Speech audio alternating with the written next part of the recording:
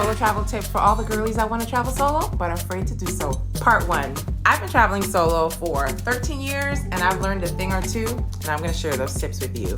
Tip number 1, start out small. Okay, you might not be ready to scale the Himalayas by yourself, but you can do something like go to an island. So think St. Martin, Aruba, anywhere in the Caribbean, even Cancun. It's easy to get to, it's relatively safe, and it's super touristy and super chill. Number 2, buy a direct flight. Now, you're already nervous about traveling by yourself. Why deal with all the cumbersome of having to take a connection and wait in the airport and all of that? And especially if you've never left the country and you're traveling internationally, don't even worry about that. Make your life easier, and if you can, just buy a direct flight. Number 3, don't arrive anywhere at night.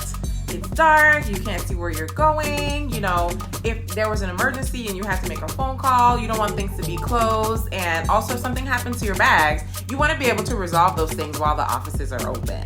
Also, I had a situation where I went to Rome and I arrived at night and I was walking to my hotel from the train station and somebody tried to follow me. Yeah, don't get there at night so you can really be aware of your surroundings. Or book your transportation from the airport to the hotel in advance, or at least have a plan. Trust me, it can be really overwhelming when you get to an airport you're not familiar with. Lots of people are trying to offer you rides. And second of all, from a safety perspective, you're less noticeable and you blend in when you have a plan and you know where you're going. Stay safe, you guys. Come back for part 2. Like and follow for more.